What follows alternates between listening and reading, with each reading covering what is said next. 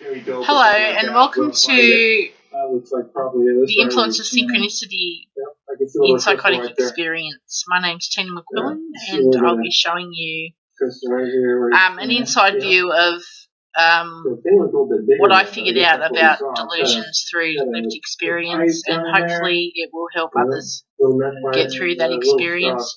It is something that you can actually move through. You can actually get to the other side of it, and life is a lot more pleasant when you're not subject to becoming delusional. And compared to what psychiatry knows, this is a bit of an alternative understanding, so it does require a bit of an open mind. And okay, so the premise for this approach is that the logic of somebody with psychosis is actually still in working order. That kind of goes against number one. Number two, I'll show you a psychiatry would believe. There's the notion in psychiatry that synchronicity and its role in mental illness, and that how things work, breaking the illusion, common delusions and their origins, strategies 1 to 5, psychosis, aims of the strategies, what recovery should look like, pre-psychosis, we all develop of the approach in society, and a part of development. We learn reality, we learn physical reality. So pre-psychosis, we all develop what I call a physical frame of reference. And a physical frame of reference is basically just the references that you keep up here for everything in physical reality. So during psychosis, when we start experiencing what I call a non-physical experience, and I'll go into that a bit later, because the person is normal and because they automatically use their physical frame of reference to interpret that experience, it actually doesn't match. And that's where they sound wrong to everybody else. But I'm going to go through and show you why that is and how they can overcome that and how you can show them to overcome it in order to stay well for longer periods. Okay, so I just want to go through and show you, this is a definition. If you type in on Google, delusion definition, this particular definition will come up. An idiosyncratic belief or impression maintained despite being contradicted by reality or rational argument, typically as a symptom of a mental disorder. Now, the point of this video is to highlight to you and show you that that's actually not the case with psychosis. So we'll revisit that definition again at the end after I've explained everything to you. What I wanted to say as well is that even though psychotic, the person still needs their physical frame of reference to interpret physical reality. So we're not using the strategies to replace their physical frame of reference. We're just using it in addition specifically for psychotic experience. Now, what I come to realise is that your physical frame of reference works well for physical reality, but when you experience non-physical reality or a non-physical experience and you go to interpret it with a physical frame of reference, it's kind of like mixing water with oil. It will never work. It will never blend. It will never interpret it properly. And it's also, I suppose, like trying to eat spaghetti with a spoon. You'll be there all night trying to pick up the spaghetti with the spoon, but it just doesn't work. And it's the same with psychotic experience and using your physical frame of reference. It just doesn't interpret it properly. So that's where people sound like they're not making sense, and they don't make sense to others because the others can't see what they're experiencing. It's a non-physical experience. So within the psychotic person's consciousness, it's very real. It's a very real experience. It's just as real as if a tennis ball hit you in the arm.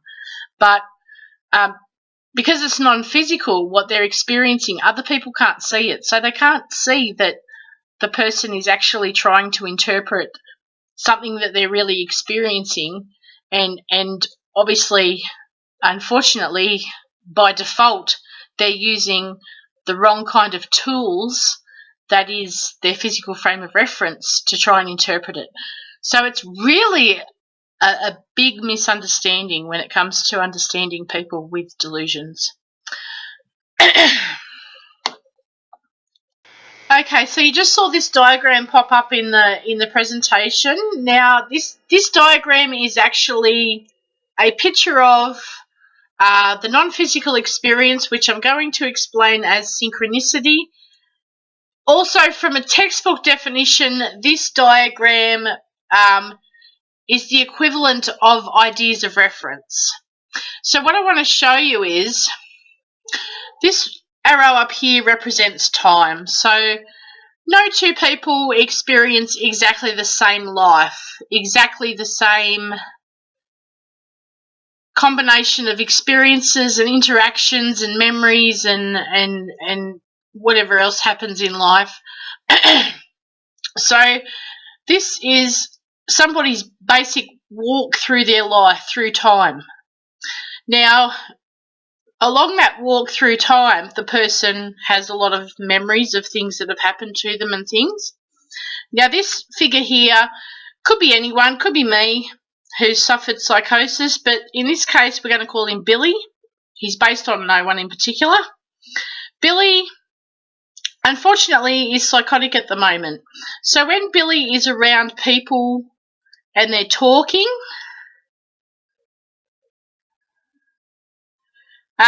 the words, the content and details of people's conversations, whether they're talking amongst each other or directly to Billy, synchronise with something in Billy's experience.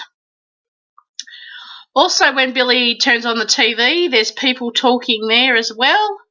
So what they're saying synchronises with something in Billy's experience. And it could be something from back here, from, like, say this was the 1970s when he first started remembering his life.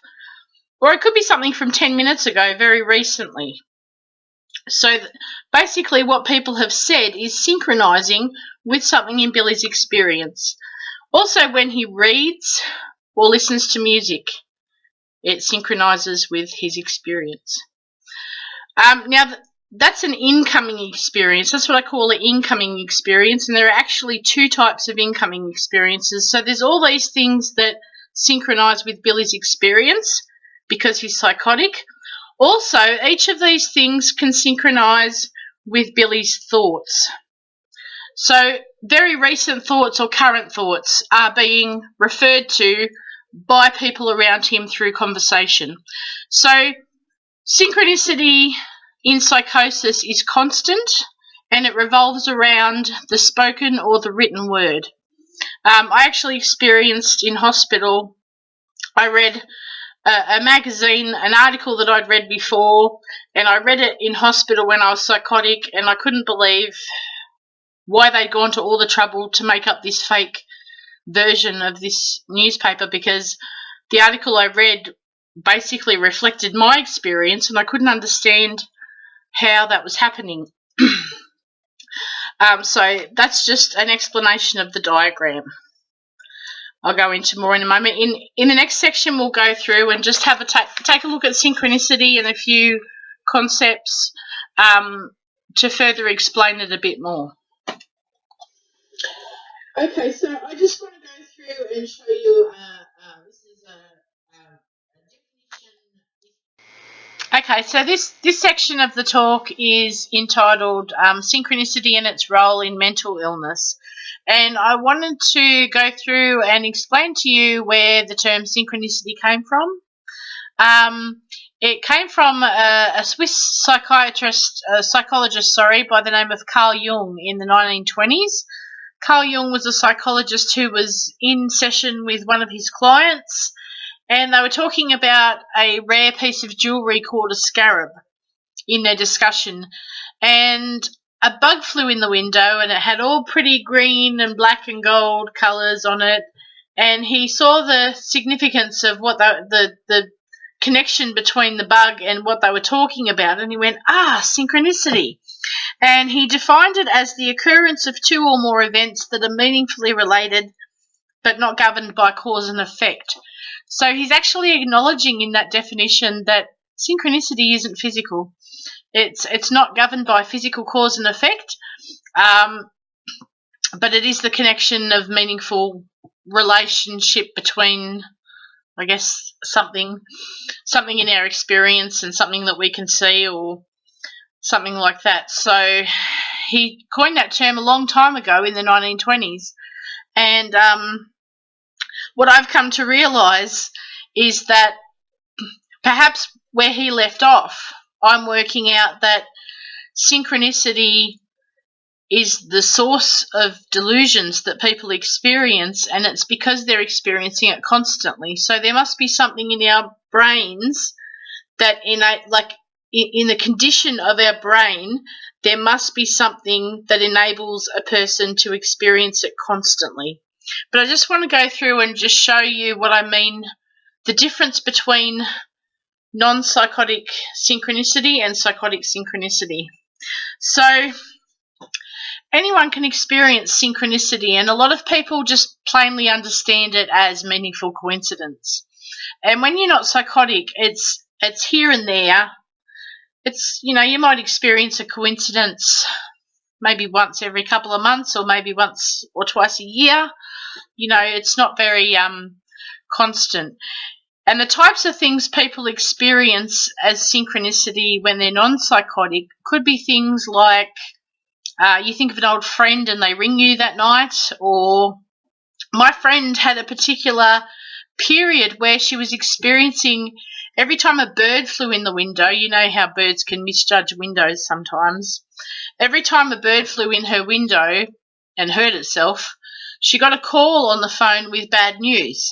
And it probably happened once and she didn't think anything of it, but because it happened, the same pattern kept repeating, it started to freak her out, because she started to notice that there was a connection between a bird hitting the window and getting a bad phone call. So it can be quite nerve-wracking.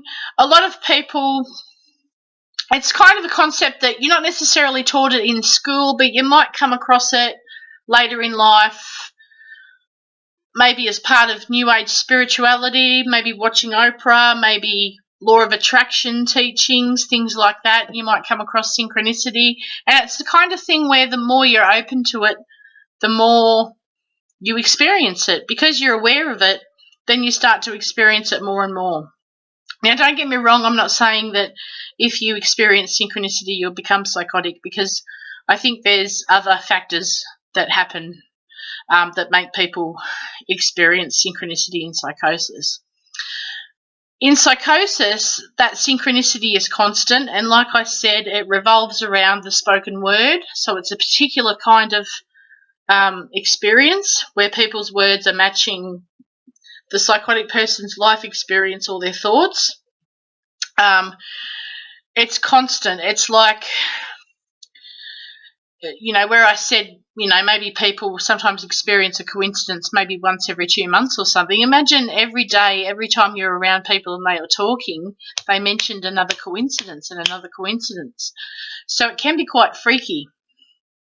And so that's just basically the difference between non-physical. Another non-physical synchronicity experience is that a lot of people around the world and reporting on the internet that they experience repetitive numbers. So they see the same time on the clock, or they see the same numbers appear everywhere, and they're trying to figure out the meaning of it, because they happen to be aware of those numbers repeating on them. So some people link it to spirit guides and, like I said, New Age spirituality. With the difference about synchronicity and psychosis is that the person wasn't necessarily open to synchronicity when they started experiencing it. They started experiencing it full on, constantly, all the time, without looking for it or being open to it, not even searching for it. And it's kind of like being thrown in the deep end. And you're doggy paddling just to keep afloat, just to get through it. Now, synchronicity, I said, is the source. That is where ideas of reference come from. It's the source not only of the delusions, but probably the person's entire crisis of life when they've got psychosis, because it's really turning everything upside down for them. And no matter how hard they try to interpret it, everyone's coming back against them, telling them that they're wrong.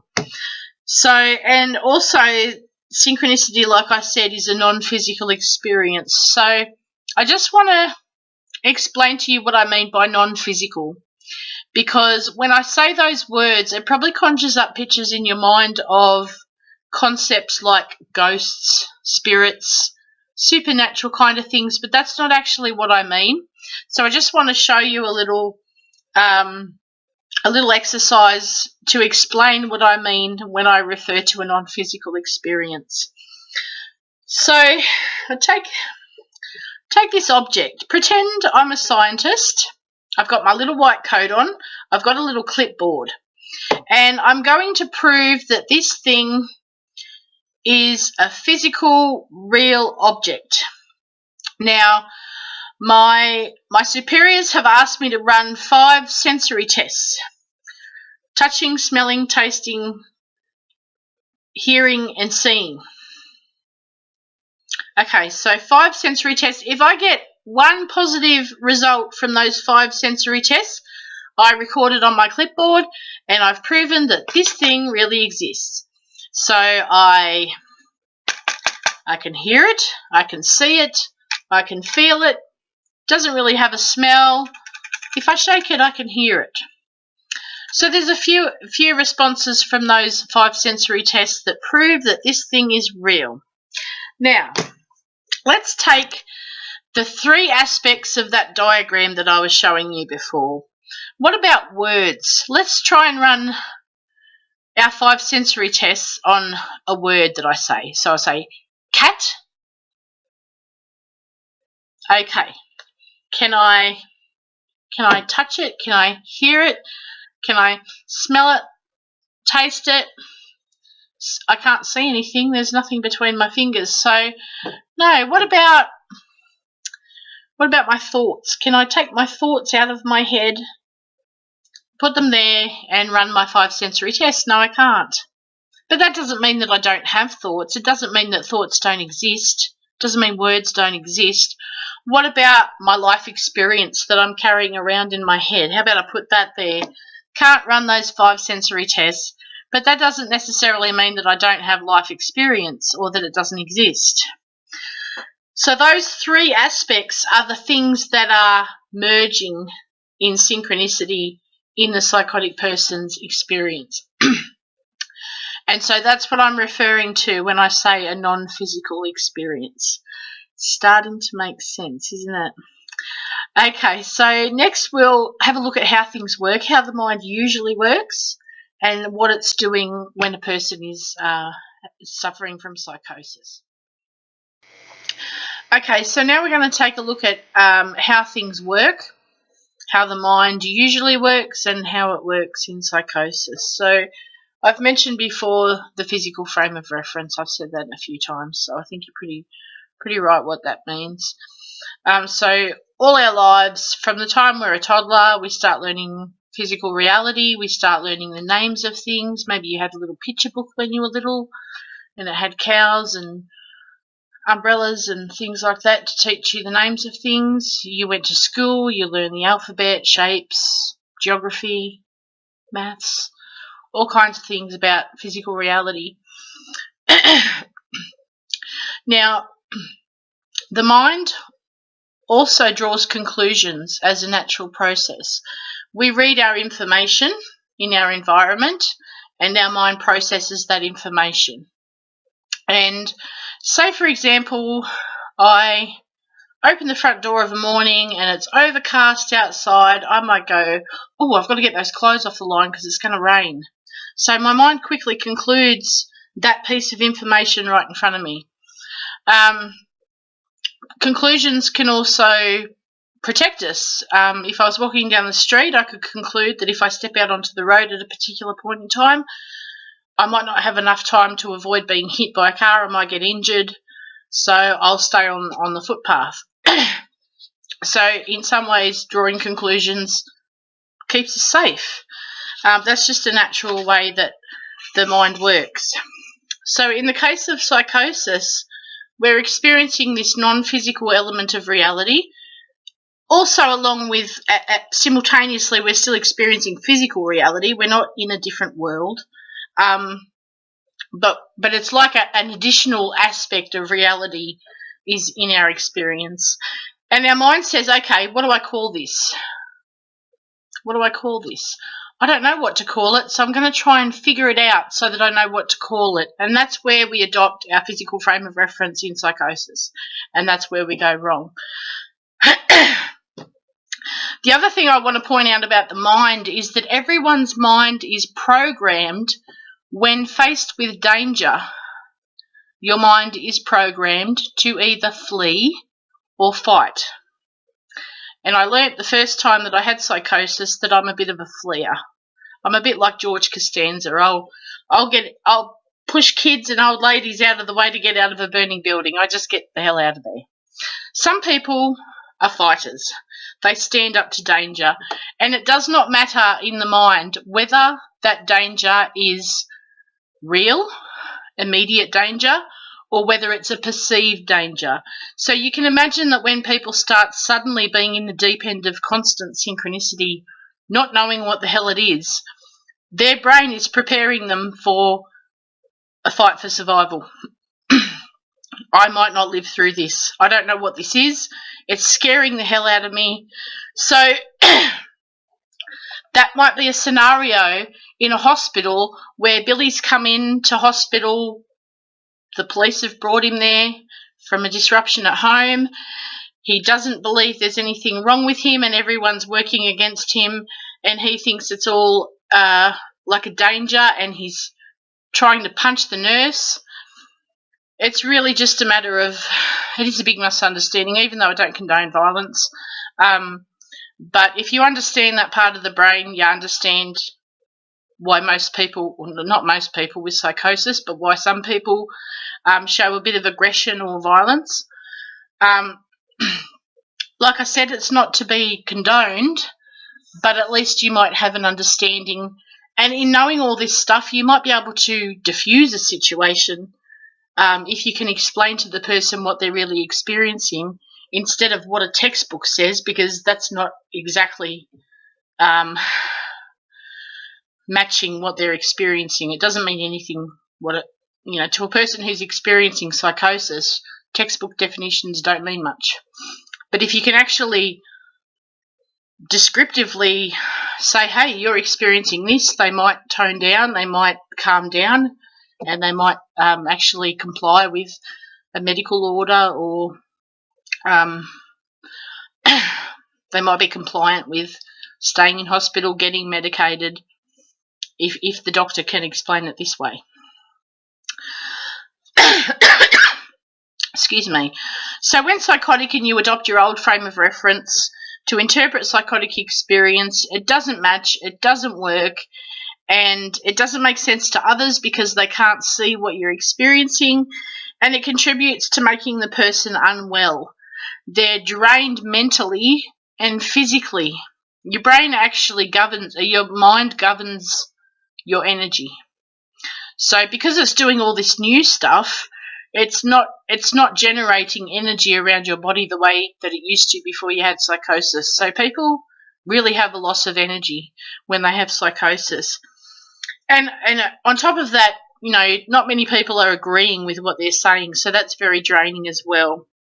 And that lack of energy physically and mentally causes dysfunction, which causes a range of problems in that person's life externally. So all the different areas of their life start to fall apart because they're not well. They can't be active in their own life. And areas like employment, relationships, finances get a bit problematic, and even other areas, social life suffers a lot. So there's ideas out there from some people that psychotic people are out plotting or going on rampages, and how do you feel when you're unwell? Well, it's like any other illness. You're not yourself. You haven't got the energy. And most people who are suffering psychosis are just trying to get their life back together. They just want normality. They just want to be able to function properly again. So that's a big form of stigma due to misunderstanding, which this presentation is all about. So next I will go through and explain to you how there is an illusion with synchronicity and how to break that illusion. That's a vital part of getting better. That's up next.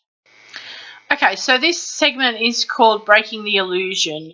Now, where you have a non-physical experience and you're meeting it with physical frame of reference, that creates an illusion. And the reason it creates an illusion, I guess, is because,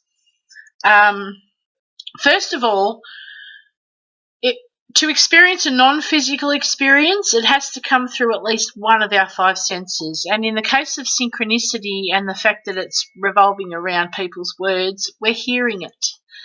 But we're seeing everything the same way. So what happens there is people attribute synchronicity to the people around them. So when someone's delusional and they're mentioning the illusion in their delusions, it'll be in the form of, everyone's doing this thing to me, everyone's conspiring, or they're playing a practical joke on me, or I can't understand why everyone's against me. And that's the illusion. That's a non-physical experience being interpreted physically. And because people are unaware that they're experiencing synchronicity. So the point of breaking the illusion is to get them to see synchronicity for what it is, instead of attributing it to other people. And instead of using their physical frame of reference to interpret it. Because if you can do that, then you're much better off. And you will get better and you will stay better for longer. So the other thing I want to point out too is that synchronicity, because it's non-physical, it's limitless. So when you're experiencing constant synchronicity, you're basically experiencing the impossible. And you can imagine that if a non-physical experience is limitless, why physical explanations get more and more far-fetched as the person struggles to interpret it. So, say Billy said, well, I've got to get to the top of the hill and meet the aliens. My family are turning into aliens and I've got to meet their mothership. That might come back to the fact that he's experiencing people saying what he's thinking, which then telepathy, aliens, that might be why he's thinking that. But the illusion is basically hearing it but not seeing anything any different and attributing a non-physical experience you're attributing it to the people around you.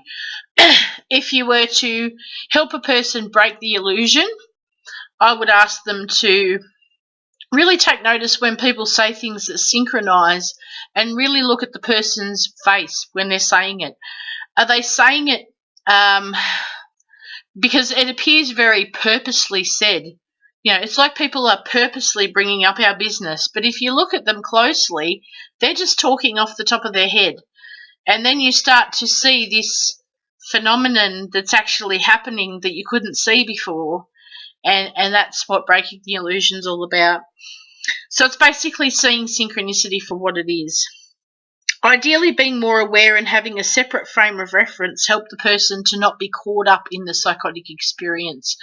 So synchronicity, because it's non-physical, because it's so different from what we're used to, it captures our focus and attention. It demands us to figure it out. It provokes us to figure it out. It's daring us to figure it out. And because the person's putting all their focus on figuring it out, the rest of their life kind of falls by the wayside and things aren't getting tended to, and life becomes pretty problematic, like in a crisis. So the strategies I'm going to show you are, once you've broken that illusion, then you apply the strategies, and they are just basically ways to make reference to what you're experiencing without doing it the way that doesn't work. It's a better, more appropriate bunch of references, I suppose, for these types of experiences. And the person can have a short-term outcome, which is bringing their focus back to their life, and a long-term outcome, which is in the long run, they're going to use it to prevent relapse after a long period of not experiencing it. The other thing I want to say too is, when you apply the strategies, so basically when you choose not to make reference the old way and you start to use these strategies to reference what you're experiencing, you start to break up the synchronicity. It actually starts to break up because you're bringing your awareness back willingly, consciously bringing your awareness back to what you were doing and doing something, continuing to do something that you were doing before. So a person can actually do that, apply the strategy, and then just listen out and test and see whether the synchronicity breaks up a bit. And the more they can apply those strategies, the more it breaks up and the more their life becomes more non-synchronistic. So next I'm going to show you some common delusions and their origins. So that's coming up next. Okay, the next part of the presentation is covering common delusions and their origins. There are common aspects of delusions because people are basically used to the same reality, the same thinking processes, and they're experiencing the same synchronicity.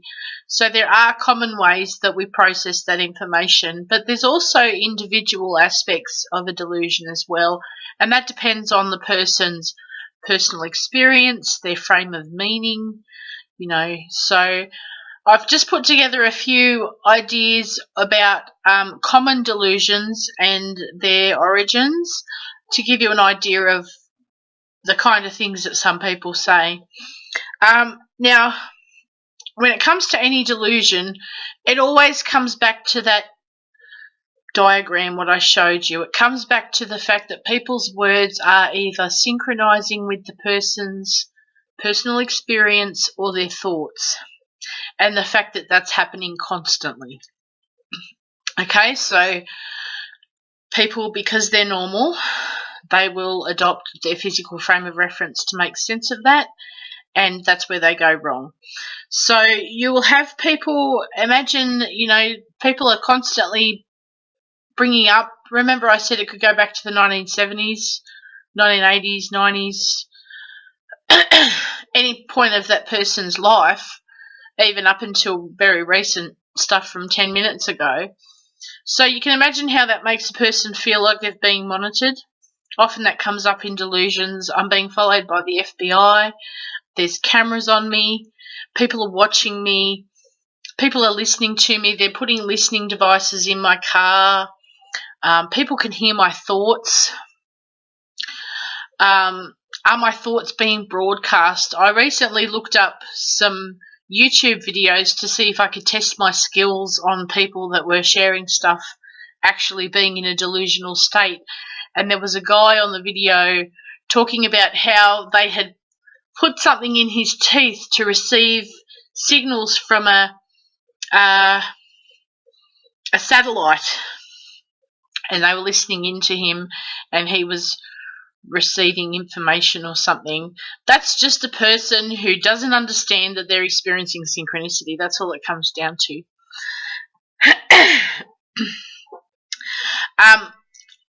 Like I said before, people will attribute synchronicity to other people. And in the form of a delusion, it might even be people that they don't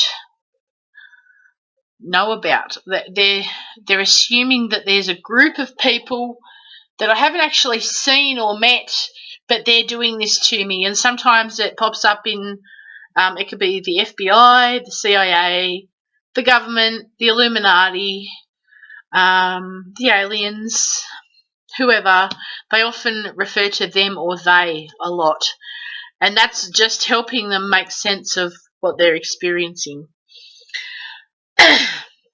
Another thing that synchronicity does, or how it appears, or it's very much how it appears once you're aware of synchronicity, that synchronicity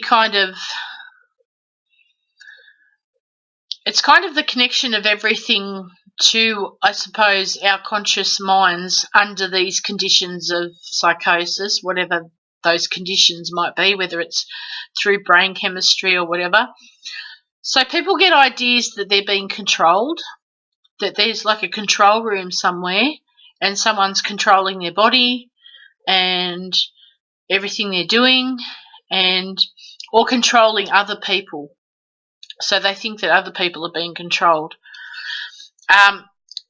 So now, as you can imagine, synchronicity is basically this constant acknowledgement of your life, this constant attention that your life and your thoughts are getting, make you feel very special, very central to everything.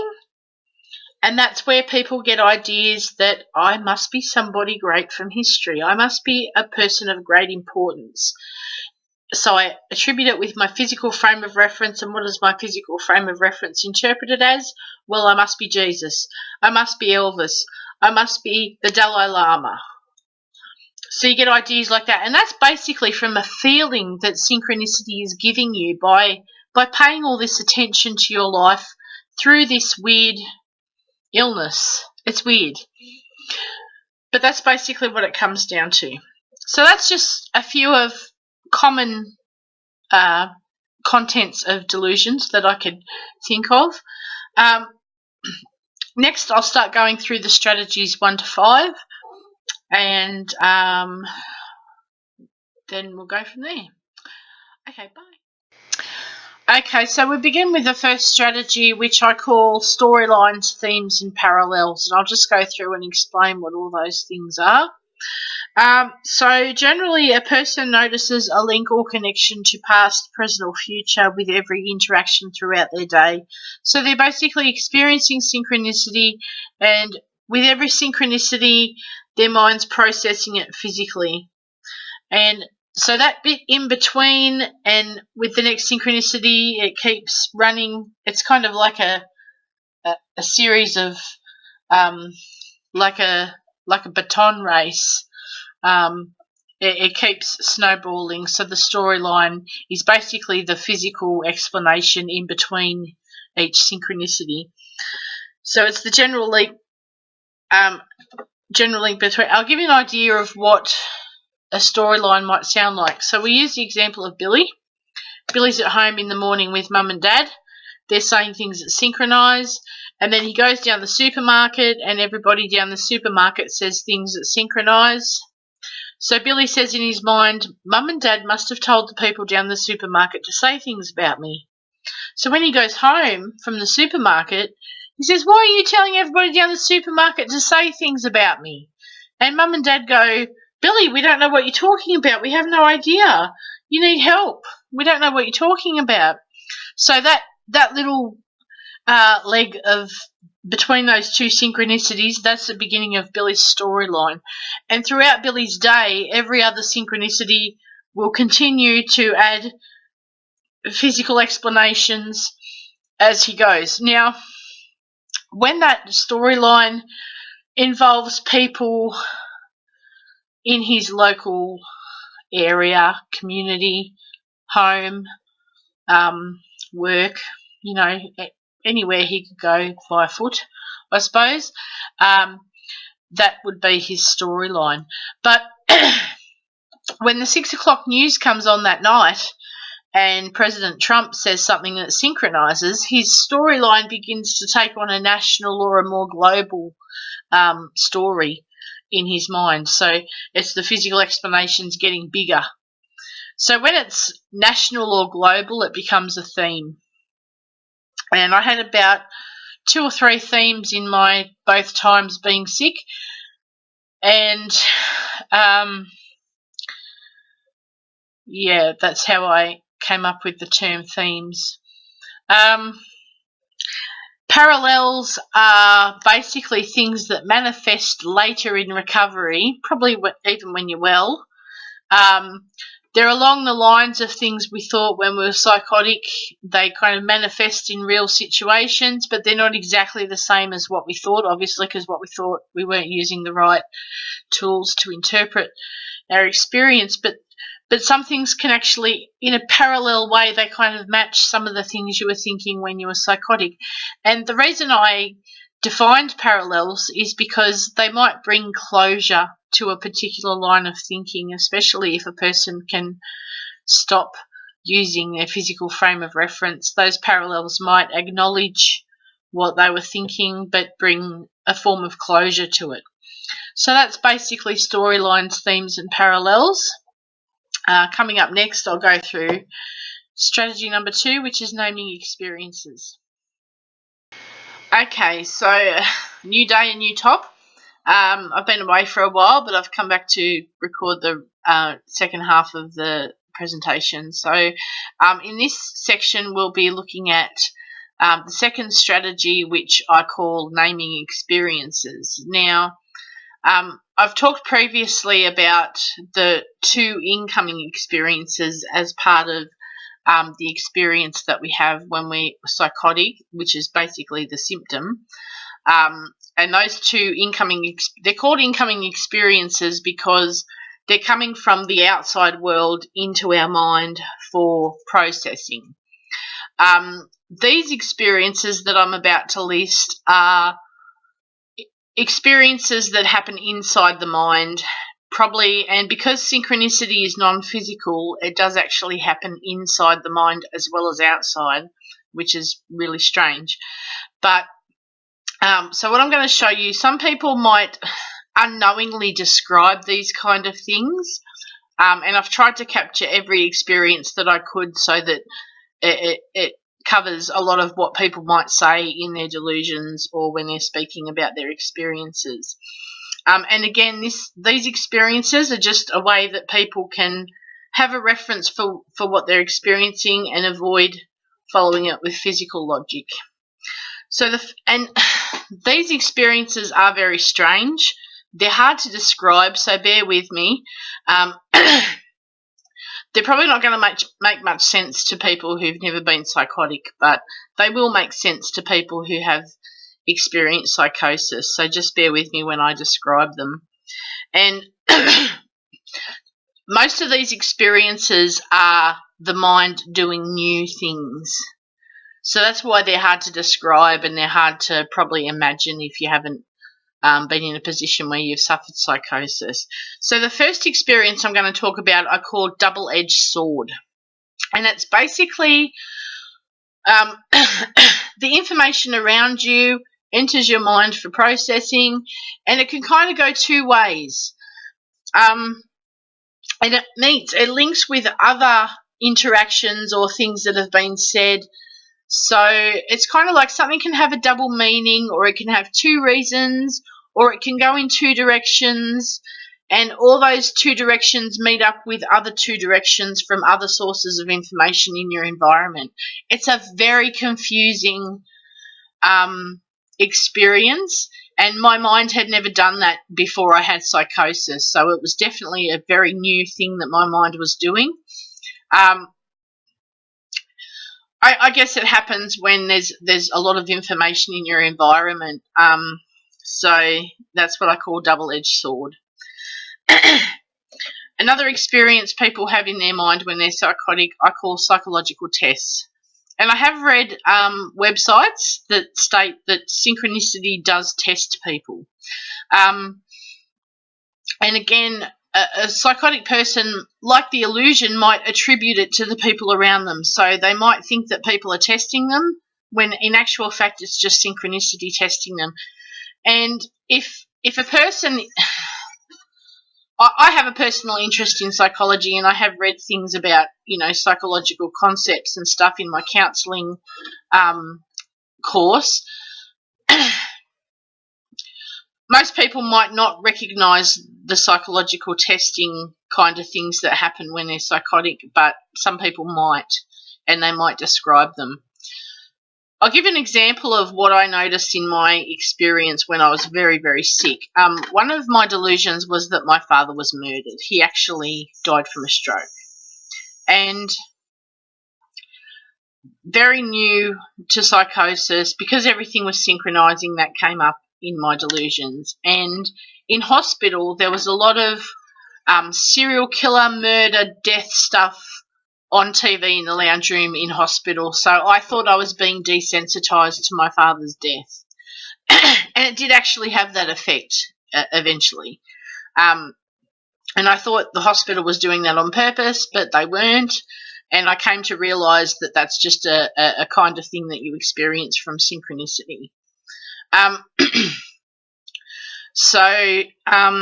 Those kind of things, like I said, might be noticed by a person, but probably the majority of people wouldn't notice those kind of things. But if you're familiar with psychological principles and concepts, a person with delusions might describe being controlled or being tested in that way. The next experience I want to describe is a natural consequence of having psychosis. People get very creative coming through recovery of psychosis, and it's not necessarily something that you have to dismiss from the person. This presentation is something creative that came out of me from having a psychotic episode. It's an idea that I had not so much when I was really sick, but through recovery this idea came about, and it made sense, and it took a long time to come up with the idea. It didn't just happen overnight. And many people around the world report having creative bursts. And so I think if mental health services encourage people, as long as you make them aware not to combine physical logic with a non-physical experience, that's where people can get ideas to jump out of a tall building and fly. We don't want them to be that creative. But they might have a really good idea about something, and it might be something that they go on to do. It might be something they go on to do, as a purpose in their life, something really a good idea they have. So as long as they're not mixing it with physical logic and the non-physical experience, it can be pretty grounded. It can be a fantastic idea. It can be a really impossible idea, but that's not to say it can't be done. So that kind of phase of a person's creativity and their recovery should be encouraged. Ideas of reference, that's the textbook term for synchronicity. Basically, it's the old school way of understanding it. You can simply say, I'm experiencing ideas of reference. And I did this once when I was in the supermarket. I was in the middle of being served.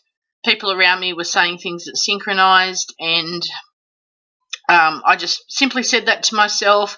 I continued getting served at the supermarket, and I tuned in briefly after I'd finished, and synchronicity had broken up. So people weren't saying things that synchronized, and it's because I consciously chose to ignore it, and that's what breaks it up. Invasion of privacy or inner and outer world mixing. This is another experience, and this is one of those new experiences. Like I said, synchronicity is non-physical. So there is basically no barrier between where it can reach in the outside world and your inner world. So it can basically reach inside your mind. And where people are hearing people say things that synchronize with their thoughts, that gives the person, the sufferer, the impression that there's no barrier between out there and in here. Usually thoughts are very private, they're kept in your mind, and unless you say them, nobody knows about them. But you're actually having them reflected back at you through this psychotic experience. So people might describe that they feel like their privacy is being invaded. So all these things are just ways that people can make reference to what they're experiencing and continue doing whatever they're doing to break it up. Because of the stimulation of synchronicity, things reflecting at you, synchronized information, it makes your mind race. So usually, say you have one or two thoughts in your head at any given time. Well, when you're psychotic, you probably have about 15 or 20 thoughts in your head at any given time, because everything's prompting you to think and process. So it actually takes up room in your mind. And if you ask somebody a very simple question, like, what did you have for lunch yesterday? They've got to push past all those other thoughts to try and find the answer they're looking for. And sometimes, because of the medication, where they're looking to retrieve that answer for you, it's not available. It's just blank. So it might seem like people seem like they're away with the fairies or they're in another world, but they're actually just trying to push past all those thoughts to answer your question. And it takes a bit longer. Big picture, little picture. This is one of those really strange experiences I was talking about. So synchronicity can, I suppose, exist inside your head. And big picture, little picture happens when you kind of look back in your mind at your past and you can see how everything aligned, everything happened just at the right moment, everything happened as a consequence, everything was happening for your greater good, everything happened at just the right moment, everything happened in conjunction with all the other things that happened. And like I said, it's not something that my mind has done for the last 30 years, but under this experience of synchronicity, it was possible. So people might unknowingly describe that when they're psychotic, if they're being interviewed by a doctor or a nurse or somebody like that. I think I mentioned in one of the earlier sections that people have religious content in their delusions. They're basically experiencing the non-physical. So is it any wonder that some religious subjects come up when they're trying to verbalise what they're experiencing? It's as simple as that. And also that because synchronicity is kind of communicating with you in a strange way, it makes you feel central and important and special. And so people attribute that to maybe characters from history, Jesus, Buddha, whoever. Yeah, so that's the end of this section. And coming up next, we'll have strategy 3, which is brain function awareness. Okay, welcome back. So strategy 3 is brain function awareness. Now, strategies 3 and 5 are kind of used in conjunction with strategies 1, 2, or 4. So they're not necessarily ones that you just use on their own, but they work in conjunction with the other strategies. Once you've realised those strategies, then these ones may come in handy. Now, it's called brain function awareness. It's basically the fact that your brain functions are, when you're acutely ill, are either overworking or underworking. So if we thought just off the top of our heads a few brain functions, I can come up with memory, perception, concentration, volition, which is like your motivation, assumptions, and hypersensitivity. Hypersensitivity is linked to your danger response. It's what makes you aware of little changes in your environment that may lead to you having to fight for survival. So some of those functions are overworking and some of them are underworking. If we take a look at memory, not working very well, lacking memory, that's underworking. Perception is probably overworking because you're experiencing synchronicity and it's amazing. Volition suffers, it lacks. Assumptions are overworking, but assumptions are actually our strategy 4, so I'll talk about that in the next section in more detail. Hypersensitivity overworks. Concentration underworks. And it's basically just pointing out to a person that they can notice. Now, with the functions that are underworking, that could be a long-term problem ongoing. Plus, I think with some of the medications, it's also a side effect from the medication. It affects your memory and concentration and things like that. So the underworking ones are more of a long-term lack in the long run. Depending on how you recover and alternative ways that you explore in recovery, you might experience some improvement in those lacking functions, but generally they're probably going to be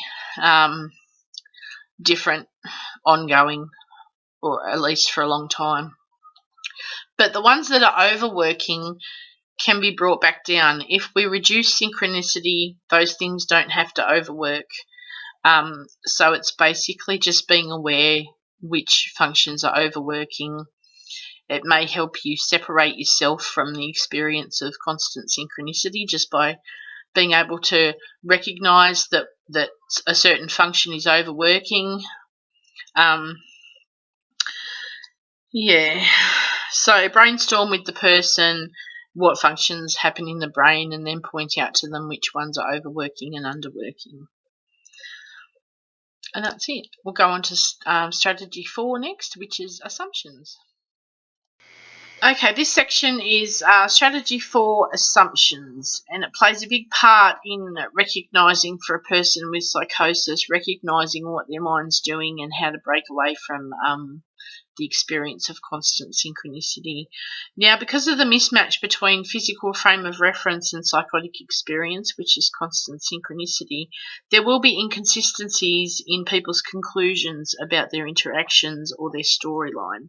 So if you remember storylines, themes and parallels, where a person physically makes sense of in between two synchronicities, there is part of that storyline will have involved them picturing something in their mind as opposed to seeing it happen in order to make it make sense.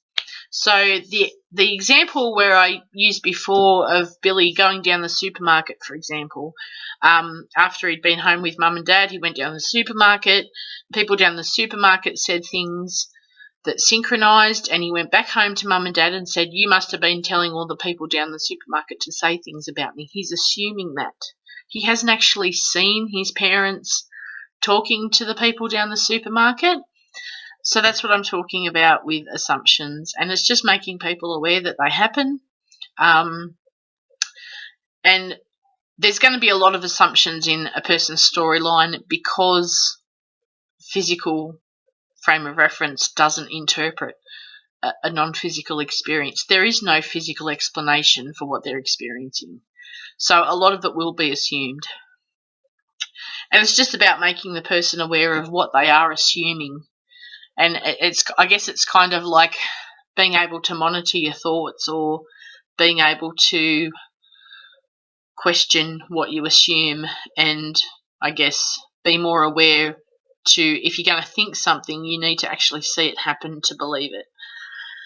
So go through an experience with the person and highlight where they have perhaps visioned something happening as opposed to actually seeing it happen. And where the stimuli in our environment doesn't meet up, we use our mind's eye to make it link. So that's basically what an assumption is. So that's strategy 4. And I suppose they're really going over that they're using that strategy in conjunction with storylines, themes and parallels. So that's strategy 4. On to strategy 5, which is the last one, and it's called mindfulness. See you then. Okay, welcome back. So strategy 3 is brain function awareness. Now strategies 3 and 5 are kind of used in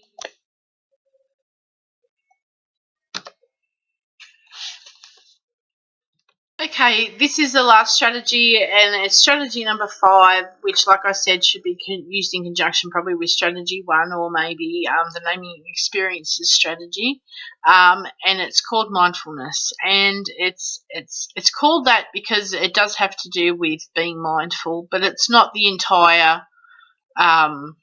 concept of mindfulness and being in the now and all that kind of stuff. I called it mindfulness because it's basically about in the form of monitoring a psychotic experience, It's about recognizing synchronicity however you recognize it. So whether it's through you recognize your storyline or one of the old terms like ideas of reference, whether it's through understanding one of those experiences that you named before. It's basically when you understand that synchronicity is present, pay attention to how your head feels. In my case, I understood that, and it's a very subtle feeling. It's a feeling like if you're not aware of it, you won't know it's there. But if you are aware of it, you can feel something once you're aware of it. And in my case, I kind of felt, I suppose, a tightness in my brain area. And what else? And a feeling like I was further inside my head. So my consciousness is actually further in the center of my head. It's not out here with everybody else. So being aware of that feeling can help you know that synchronicity is present. It's not a big, it doesn't require a lot of steps or anything like that, but it's just another way of knowing that your illness is predominant at the moment.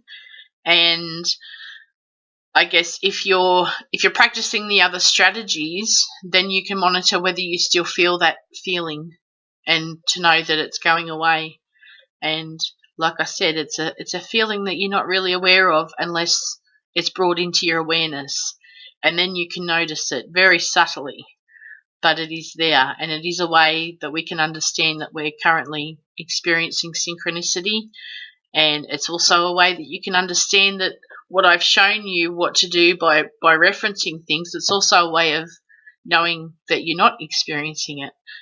So that's strategy 5. Next, I'll just briefly go over the aims of the strategies.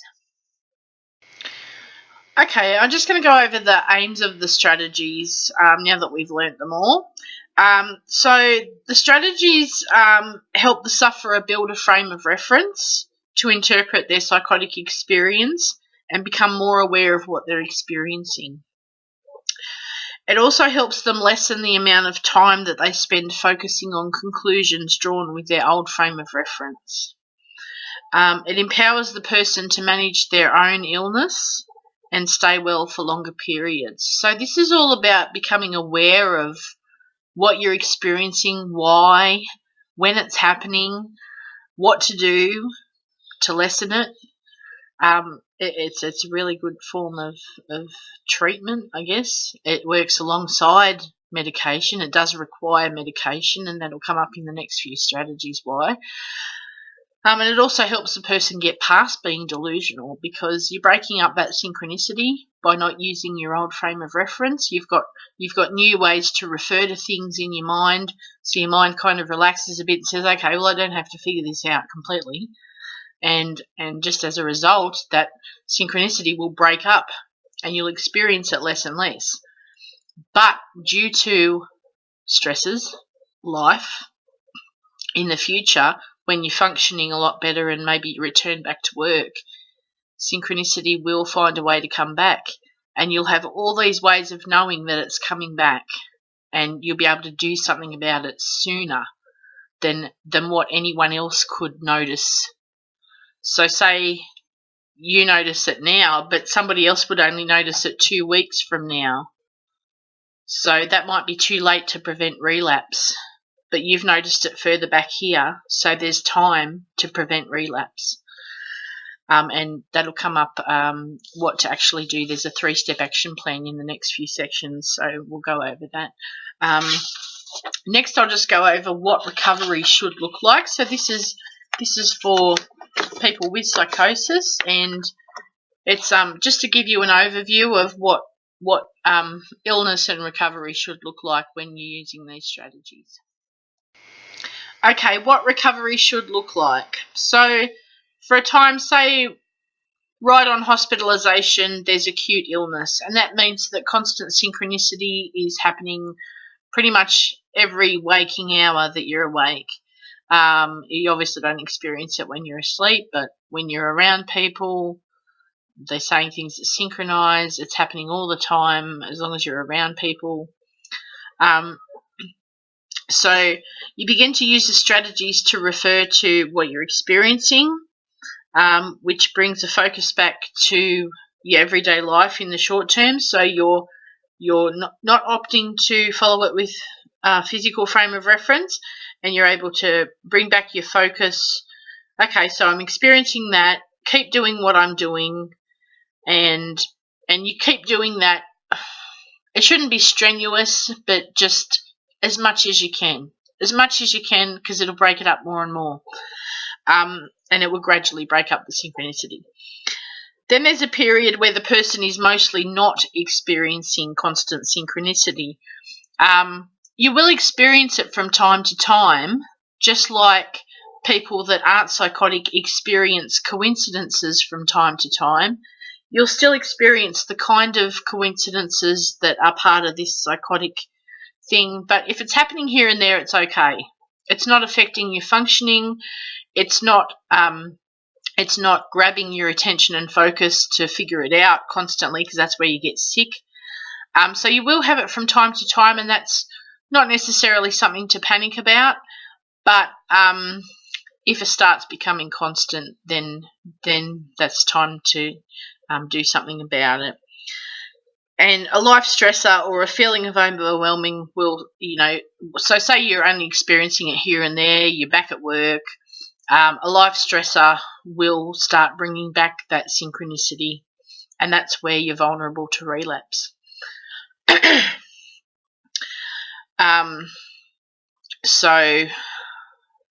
Next up, I have a 3-step action plan. It's very simple, and it's just something that people can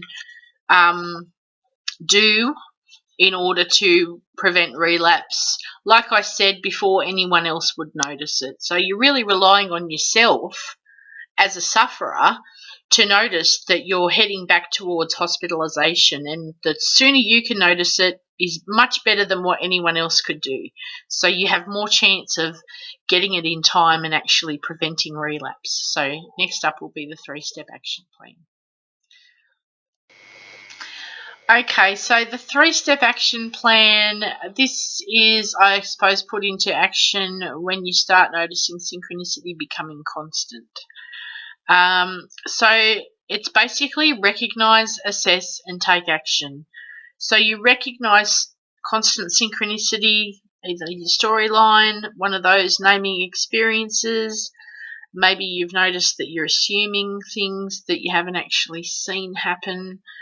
Maybe you recognize it as ideas of reference, or plain just synchronicity, just I'm experiencing synchronicity. So you've recognized it, you then assess it and say, okay, so it's been here most of the morning, that's becoming a bit constant, and I did notice it a bit yesterday afternoon, so it's becoming more constant, so that's when you take action. Now, in New South Wales, where I live, we ring Access Line, which is basically a mental health statewide helpline to get connected to mental health services, local community mental health area, district health services. Anyone in any other place in the world could probably has their own line of action to take, whether it's a phone line or whether it's a direct mental health place, or whether you just go through the private system and ring and make an appointment with your psychiatrist. So you make an appointment with your psychiatrist, and this is why you need to already be on medication, because when you go and see the psychiatrist, once you've noticed synchronicity coming back, you're asking them about putting up your dosage temporarily, just to sort out the fact that synchronicity is coming back. With antipsychotics, the lesser dosage you can be on, the better, which is what they're aiming for with you, because of all the side effects and all the crap that goes with them. It's not something they want to have you on the highest dosage possible if you don't need to be, because it causes so many other problems. So when you're beginning to relapse, it's really just a point of recognising, assessing, and getting that appointment with your doctor. Say, look, I have a way of knowing that my illness is coming back, And it's really important to get the advice off them about how much you put it up and for how long. And once you've made that phone call and you've got that appointment, try and relax. You've done everything you can, and it's just a matter of going to that appointment and getting that information and putting your medication up as advised by your doctor. And you'll start to notice that you've made a difference. You've found it. It's happened. You've made a difference to what could have, probably prior to this, that's where you would have relapsed and gone downhill. But now you've stopped it from happening. You've done something about it sooner, and then you just wait and keep taking that higher dosage for as long as you've been told to, and then put it down when you need to, and keep going on with life. And life's sweet. It's better. And hopefully that's a plan for any time you go to relapse for the rest of your life. So that's pretty good. Coming up next, potential benefits of the approach in society. So I'll just throw a few ideas around about how I see this working in society and all the good things it can do for people, and not just sufferers. So that's coming up next.